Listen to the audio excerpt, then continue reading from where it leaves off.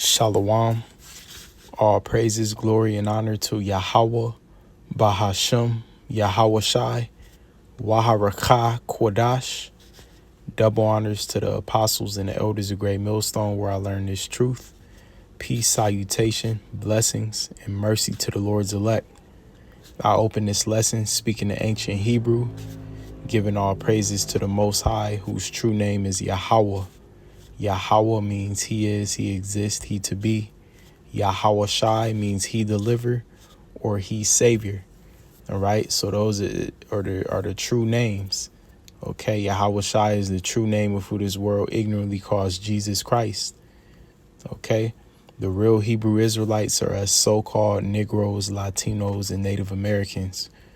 All right, we're the Israelites, which means that we're the Most High's chosen people above all these nations that are on the earth.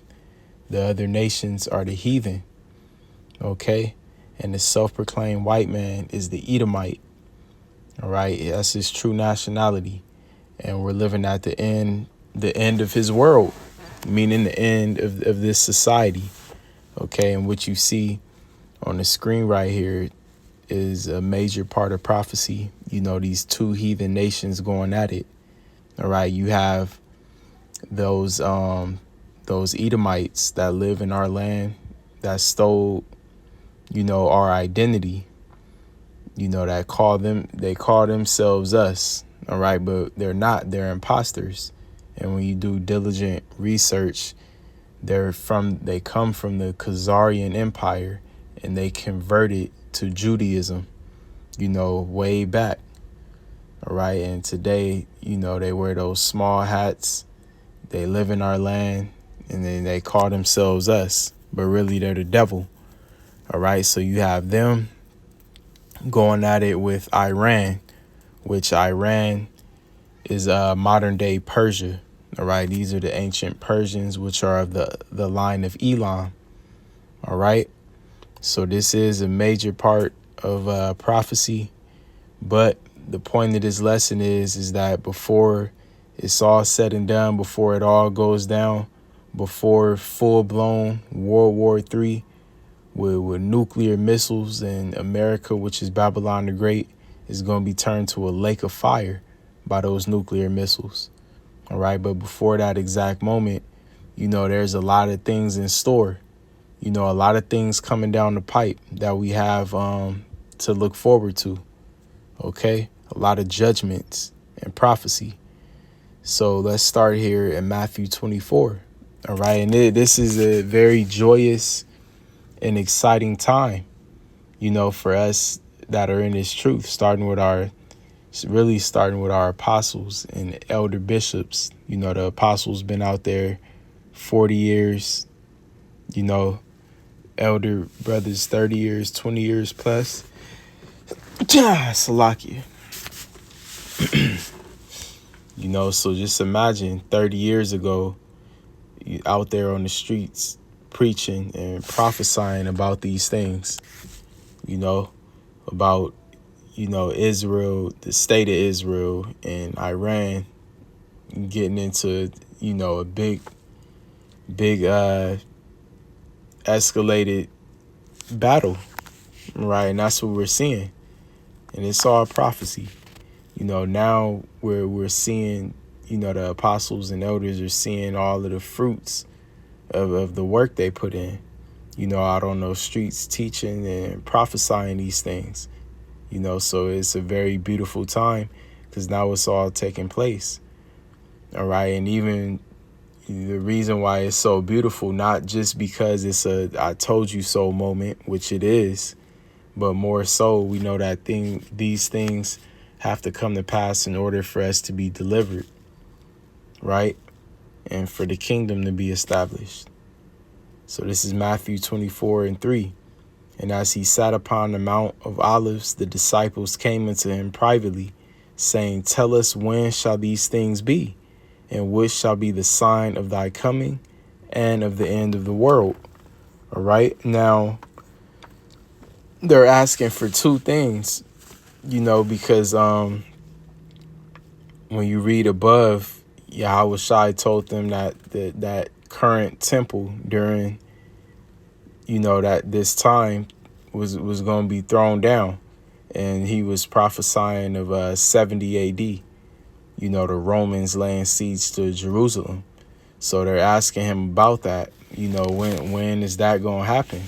What are signs? And then they're asking, what is what is the signs of your second coming when the kingdom of heaven is established? All right. And that's the point we're at right now. So again, saying, tell us, when shall these things be? And what shall be the sign of thy coming, right? The second coming and the end of the world.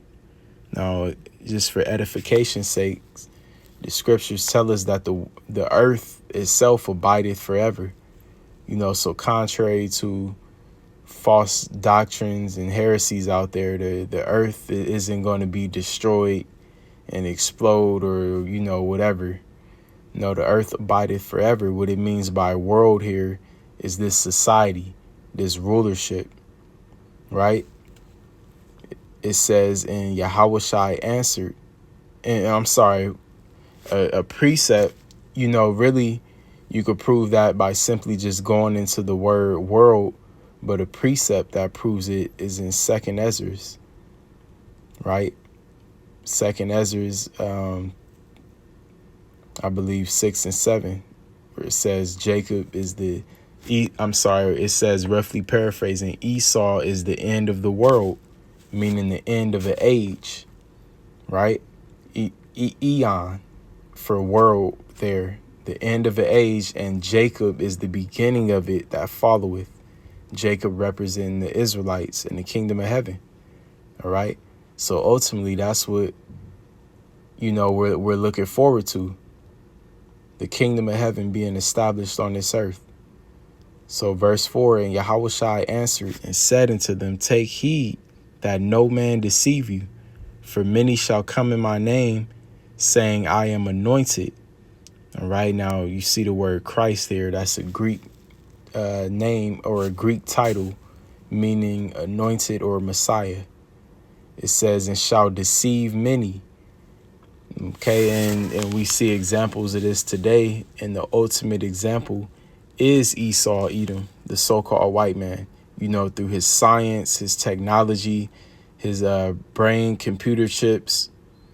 He's coming in the spirit as if he's the anointed one, as if he's the savior of mankind. All right, and he's deceiving many, as it says, and shall deceive many. Okay, now here's the point. And you shall hear of wars and rumors of wars. All right, rumors means reports. It says, see that ye be not troubled, for all these things must come to pass, but the end is not yet. All right, and this is the point we're at now. Okay, the end is not yet because there's still other things that have to happen. For an example, what you see right here, between these two nations, this is prophecy. This prophecy right here in Jeremiah 49 and 20. Therefore, hear the counsel of Yahweh, Bahashem Yahushai, that he hath taken against Edom. All right. These Edomites, these so-called white people, and his purposes that he hath purposed against the inhabitants of Teman. All right. Teman is a tribe out of Edom. Surely the least of the flock shall draw them out. Surely he shall make their habitations desolate with them. Right? Because during World War III, this place, America, Babylon the Great, is going to be completely destroyed, turned into a lake of fire. All right. But then these other, Edomite nations are going to get hit with missiles too. OK, even our land, because you got Edomites living in our land, and created a wicked establishment there. So they're going to get hit with missiles too. That's why it says, surely he shall make their habitations desolate with them. All right. But the main point being, surely the least of the flock shall draw them out. And what you see on the screen, what you've been seeing in the news these past couple days, is that prophecy, the least of the flock. that direct conflict between Iran, which is the Persians, the Elamites, and then the state of Israel, those Amalekites. All right, and Salakia, I forgot to, mention that going into those small hats. They come from the Khazarian Empire, and they're of the line of Amalek, which Amalek is a tribe out of Edom. I believe Amalek was either the grandson or great grandson of Esau. All right. So going back to Matthew 24.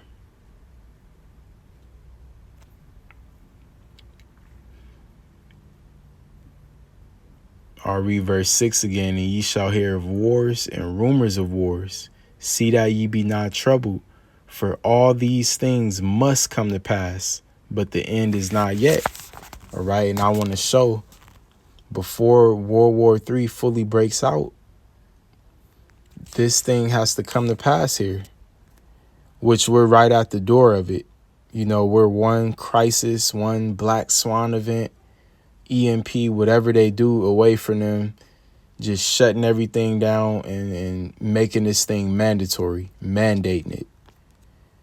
This is Revelation 13 and 16. And he causeth all. The he is this devil, the Edomite, through his beast system, which the beast system is the Roman Empire revived through NATO and the EU, which is composed of all Edomite nations. All right. And you got the elite central bankers who are Edomites. They run this system behind the scenes, and they set up these puppets and, global leaders and presidents and whatever. All right. But they're getting ready to do this. And he causeth all, both small and great, rich and poor, free and bond, to receive a mark in their right hand or in their foreheads. All right. And that mark is the RFID chip, whether it be a Neuralink, another form of a brain chip, or a hand chip. All right, that's the mark of the beast. And right now they're promoting and advertising it at an all-time high. And they're going to do it even more as we get closer to the mandate.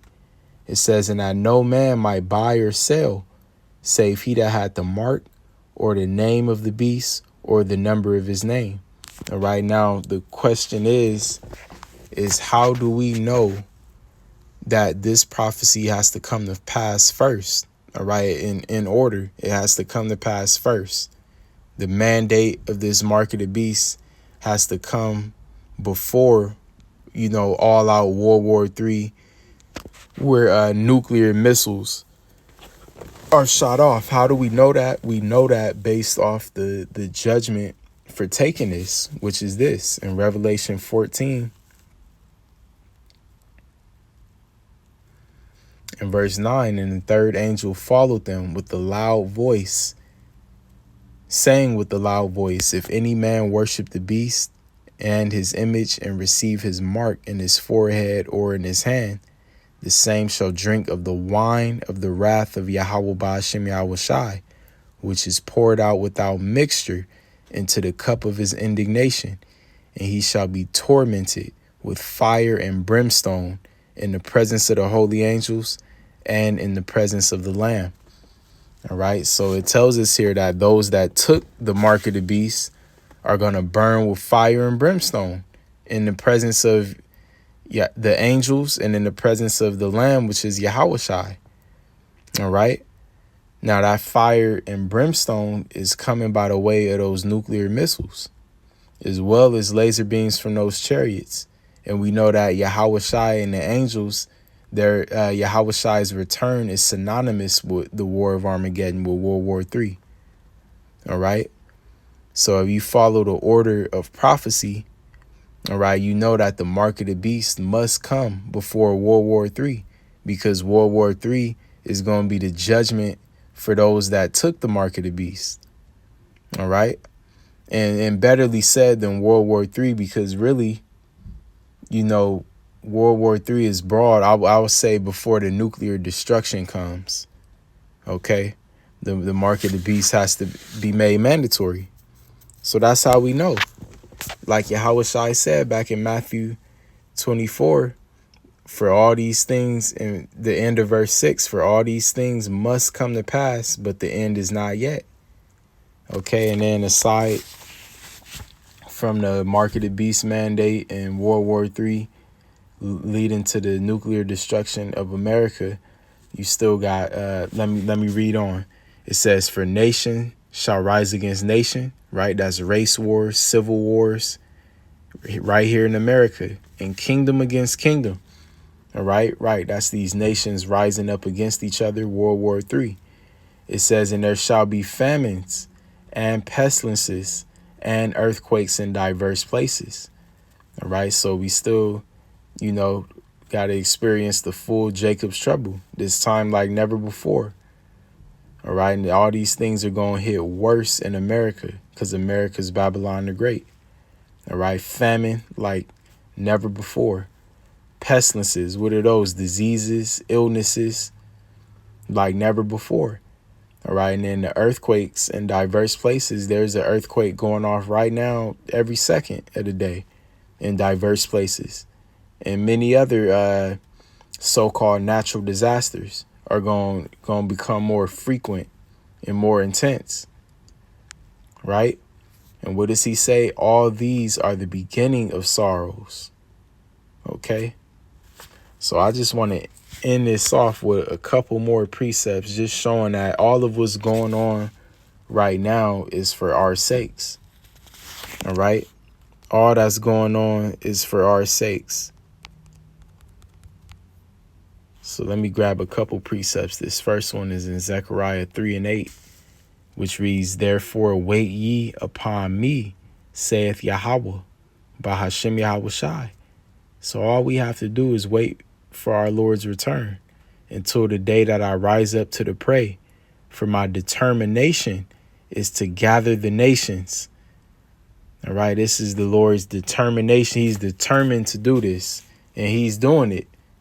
All right, all those nations are being gathered over there in the so-called Middle East region, the Valley of Jehoshaphat, for that great judgment that's coming. Because before Yahweh Shai makes his way to Babylon, he's going to appear there first and destroy the nation's armies as they're physically fighting World War III. All right, because aside from the nuclear missile aspect, you are going to have ground troops and aerial troops battling it out over there in that region. And that's where Yahweh Shai is going to appear. And 2nd Ezra, the 13th chapter, goes into detail. All right, he's going to zap those nations to powder with those laser beams from the chariots, that concentrated fire. Okay, so he says, for my determination is to gather the nations, that I may assemble the kingdoms, to pour upon them mine indignation, even all my fierce anger, for all the earth shall be devoured with the fire of my jealousy. All right, and this is what's coming. And it's all for the sake of Israel, the Most High's people. Because we don't have, any army, we don't have any defense. We don't have no nuclear missiles or missile defense systems. No, but the Lord is our defense. Okay, the Most High's angels are our army. And he's going to defend his people. All right, in particular, the elect. All right, the elect, because the 2/3 of our people here in America, they're going to have to suffer and be destroyed because they rejected Yahweh Shai and refused to put off the ways of Babylon and come to the light. So they're going to take part in that destruction. But only the elect remnant will be saved. All right, so let's end this off in Isaiah 34. The point is in verse 8. I'll start at 6. It says, the sword of the Lord is filled with blood. And what is the sword of the Lord here talking about? All right, really twofold, but mainly it's talking about those nuclear missiles. All right, that the Lord put in those German scientists, those Edomites' minds, to split the atom and come up with the atomic bomb, and they advanced it, and now they have hypersonic nukes. All right, but really that's the Lord's weapon. Okay, and then also, you know, when Yahweh Shai and the angels come and they're zapping people with laser beams from those chariots, you know, that's also likened to the Lord's sword. But mainly right here, this is talking about those missiles. It says, and with the blood of lambs and goats and the fat of kidneys, the fat of kidneys of rams, right? And that's likened to these people. These people are going to be likened to a great sacrifice. As it says, for the Lord Yahweh, Bahashem Yahweh Shai, hath a sacrifice in Basra. All right, Basra is the ancient capital of Edom, the land Edom. But as we know in the scriptures that these lands, like for an example, Jerusalem, Israel, that's a people before it's a place. Same thing here. It says in a great slaughter in the land of Idumea. Okay, Idumea is the Greek way of saying Edom. It says, and the unicorn shall come down with them, and the bullocks with the bulls, and their land shall be soaked with blood, and their dust made fat with fatness. All right, and this is all metaphoric to that nuclear destruction that's coming. All right, now here's the point in verse 8. It reads, for it is the day of the Lord's vengeance and the year of recompenses for the controversy of Zion. All right. So all these things equivalent to the day of the Lord's vengeance for his people. Okay. That Zion represents the Most High's elect. All right. Ultimately, Israel is the Most High's elected nation, but then you have the elect of Israel. All right. The controversy of Zion. That's why all these things are going on. The Lord is going to allow these nations to destroy themselves. Okay.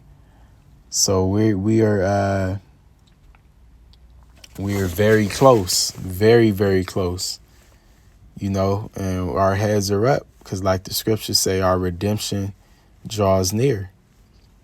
All right. So hopefully this was edifying. All praises, glory, and honor to Yahweh, Bahashem, Yahweh Shai, Waharakah Quadash. Double honors to the apostles and the elders of Great Millstone. Peace and mercy to the Lord's elect. Shalom.